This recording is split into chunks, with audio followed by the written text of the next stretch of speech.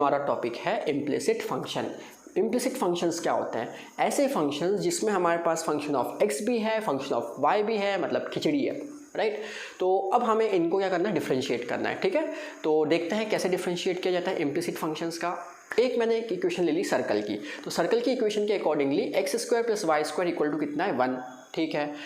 अब हमें करना है डिफ्रेंशिएशन, तो मैं क्या करूँगा, पूरी लाइन को डिफ्रेंशिएट करूँगा। तो देखो एक्स स्क्वायर का डिफ्रेंशिएशन कितना हो गया, 2x हो गया। वाई स्क्वायर का डिफ्रेंशिएशन हो जाएगा 2y, लेकिन साथ में आएगा dy by d x. Very very very very very important चीज़ है कि जब जब आप y के टर्म का डिफ्रेंशिएशन करोगे आपको उसके लिए साथ में dy बाई डी एक्स लिखना है।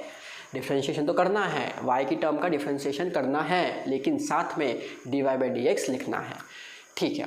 तो एक्स स्क्वायर का हो गया 2x, वाई स्क्वायर का हो गया 2y, लेकिन क्योंकि y का फंक्शन था तो हमने लिख दिया साथ में dy बाई डी एक्स। 1 का हो गया 0, कांस्टेंट था, तो हमने क्या किया, 2x को हम राइट हैंड साइड ले गए, तो ये हो गया यहाँ पे -2x, 2 से 2 कैंसिल कर दिया, तो dy बाई डी एक्स आ गया -x by y. Implicit functions वो फंक्शंस होते हैं जिनमें हमारे पास में जब हम डिफ्रेंशिएट करेंगे तो हमारे पास फंक्शन ऑफ x भी आएगा और फंक्शन ऑफ y भी आएगा, ठीक है। अब हम आगे देखते हैं, राइट। एक स्टैंडर्ड मतलब बिल्कुल एग्जाम के फॉर्म में कि एग्जाम पॉइंट ऑफ व्यू में आप कैसे लिखते हैं, एग्जाम में कैसे लिखोगे उस तरीके से, राइट। सॉरी, क्वेश्चन दिया है x cube plus y square minus x y square equal to 7। देखिए इसमें जो हमने ऊपर पढ़ा है ना सब यूज़ होगा, चेन रूल हो सकता है, डिवीजन रूल हो सकता है, प्रोडक्ट रूल हो सकता है, कुछ भी होगा। तो जो पीछे का पढ़ा है उसको ज़रूर याद रखिएगा, है ना, उसको मत भूलना, ठीक है।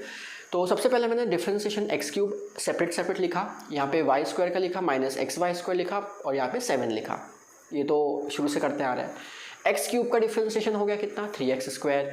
वाई स्क्वायर का हो गया 2y, लेकिन साथ में क्या आएगा, dy by d x.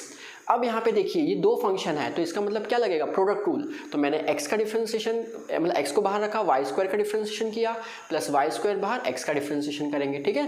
7 constant है तो उसका डिफ्रेंशिएशन कितना आ गया, 0 आ गया, ठीक है। अब प्रोडक्ट रूल पे आते हैं वापस थोड़ा सा। प्रोडक्ट रूल पे मैंने क्या किया वो देखिए, x बाहर वाई स्क्वायर का किया तो 2y, यहाँ पे भी dy बाई डी एक्स, मतलब dy बाई डी एक्स को मिस मत करना कहीं पे भी, चाहे वो प्रोडक्ट रूल में कहीं पे भी आ रहा हो, डिवीजन में कहीं पे भी आ जाओ। जब जब आप इम्प्लिसिट फंक्शन में y का डिफरेंशिएशन करोगे तो साथ में dy बाई डी एक्स तो लगाना ही है कंपलसरी। चलिए y square as it is, x का डिफरेंशिएशन 1 होता है तो वो मैंने यहाँ पे लिखा नहीं, वो 1 ही होता है, ठीक है। अब मैंने क्या किया, ब्रैकेट को ओपन कर दिया। देखिए मैंने क्या किया, पूरे ब्रैकेट को ओपन कर दिया। ओपन करने के बाद मेरा काम ये रहेगा कि मैं dy बाई डी एक्स वाले एक साथ रखूँगा, ये सब दोस्त हैं, बिना dy बाई डी एक्स वालों को अपन दूसरी तरफ कर देंगे, वो दूसरी गैंग वाले लोग हैं, ठीक है। तो ये dy बाई डी एक्स मैंने कॉमन निकाल लिया और ये non dy by d x की टर्म्स हमने राइट हैंड साइड में लिख दी। अब बस ये जो टर्म है इसको नीचे ले जाओ तो हमारे पास क्या आ जाएगा, dy बाई डी एक्स। इस क्वेश्चन को एक बार खुद से ट्राई करोगे बिना देखे, समझ में तो आई थिंक आ गया होगा, एक बार कॉपी में खुद से ट्राई करिए। नेक्स्ट, अब हम आगे बात करते हैं नेक्स्ट क्वेश्चन की, ठीक है। क्वेश्चन दिया है sine square x y plus y square is equal to cos y, ठीक है। क्या करना है, डिफ्रेंशिएशन करना है। तो मैंने देखिए क्या किया, डी बाई डी एक्स, पहले इसको लिखा, plus d by d x y square equal to d by d x cos y, ठीक है। यहाँ मैं लगा रहा हूँ चेन रूल। देखिए चेन रूल कैसे लगेगी, थोड़ा सा समझने की कोशिश करना। यहाँ पे हमारे पास है sine square x y, right. तो अब देखिए मैं इसको क्या लिख सकता हूँ, यहाँ पे अपन पहले सिर्फ इसकी बात करते हैं, ठीक है, साइन स्क्वायर एक्स वाई की। तो साइन स्क्वायर एक्स वाई की बात करें तो मैं इसको लिख सकता हूँ साइन एक्स वाई का होल स्क्वायर।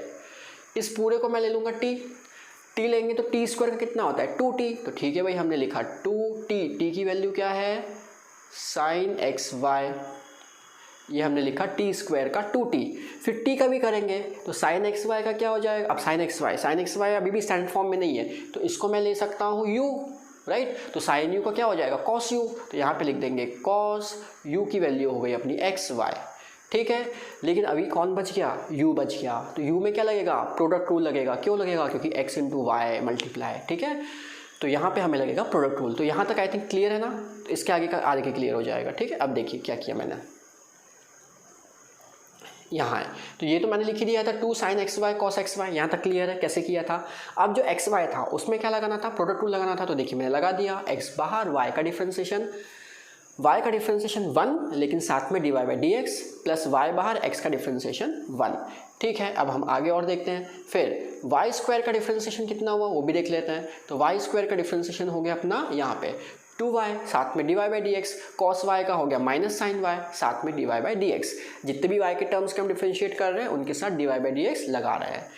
ठीक है, अब हम आगे देखते हैं। फिर मैंने क्या किया, थोड़ा सा सिंप्लीफाई। अच्छा, साइन 2xy कैसे आया? Now trigonometry 11th class, 2 sine theta cos theta is sine 2 theta, तो यही मैंने यहाँ पे लगा दिया साइन 2 थीटा। ठीक है, ये ब्रैकेट ऐसे रहने दिया, ये ऐसे रहने दिया, ये ऐसे रहने दिया। ठीक है, फिर हमने क्या किया, पूरा ब्रैकेट ओपन किया। इसके बाद आप लोग कर सकते हो, ये तो बेसिक सी चीज़ है कि आपने ब्रैकेट पूरा ओपन करना है। dy वाले दोस्त एक साथ लाने हैं, बिना dy वाले दोस्तों को दूसरी तरफ भेजना है। तो हम लोगों ने क्या किया, यहाँ पे देखिए dy वाले एक साथ ले आए, नॉन dy वाले दूसरी तरफ ले गए। फिर ये जो चीज़ है वो कहाँ चली जाती है, अपॉन में चली जाती है। तो हमें क्या मिल जाता है, dy बाई डी एक्स। ठीक है, यहाँ तक आई थिंक समझ में आ गया होगा। फिर आता है inverse trigonometric function by substitution method. Differentiation ही करना है हम लोगों को, लेकिन इसमें यूज़ होते हैं इन्वर्स ट्रिग्नोमेट्रिक के कॉन्सेप्ट्स। देखते हैं कैसे। क्वेश्चन दिया है जैसे y equal to sine inverse bracket में 2x under root 1 minus x square. ठीक है भाई, कोई दिक्कत नहीं। देखिए, जब जब sine inverse, cos inverse, tan inverse आएगा तो हम कोशिश ये करेंगे कि हम ब्रैकेट के अंदर भी साइन का फंक्शन, भाई यहाँ पे फिलहाल साइन इनवर्स है तो मैं चाहूँगा कि ब्रैकेट के अंदर साइन का फंक्शन आ जाए। अगर कॉस इनवर्स होता बाहर तो मैं चाहूँगा ब्रैकेट के अंदर कॉस का फंक्शन आए। टेन इनवर्स अगर बाहर है तो मैं चाहूँगा ब्रैकेट के अंदर टेन का फंक्शन आए। ये चीज़ ध्यान रखिएगा। ठीक है, तो मैंने क्या किया, x की जगह पुट कर दिया साइन थीटा, तो थीटा को हम लिख सकते हैं साइन इनवर्स x। ठीक है, ये इन्वर्स ट्रिग्नोमेट्री से आता है। अब मैंने क्या, वैल्यू को पुट। अब वैल्यू जब मैंने पुट किया तो देखिए क्या हुआ, साइन इनवर्स ऐसे ही x की जगह रख दो साइन थीटा, तो ये हो गया 2 साइन थीटा और यहाँ पे हो गया under root 1 minus sine square theta. Under root, चलिए पहले तो 1 माइनस साइन स्क्वायर थीटा क्या होता है, कॉस स्क्वायर थीटा होता है। और कॉस स्क्वायर थीटा का अगर मैं रूट निकालता हूँ तो वो हो जाएगा कॉस थीटा। तो मैंने यहाँ लिख दिया 2 साइन थीटा कॉस थीटा। ये अभी मैंने बताया था आपको कि ये किसका फॉर्मूला होता है, साइन 2 थीटा। तो मैंने आपको बताया था साइन इनवर्स फंक्शन बाहर था, साइन इनवर्स बाहर है, तो मैं अंदर किसका फंक्शन ले आया, साइन का फंक्शन ले आया।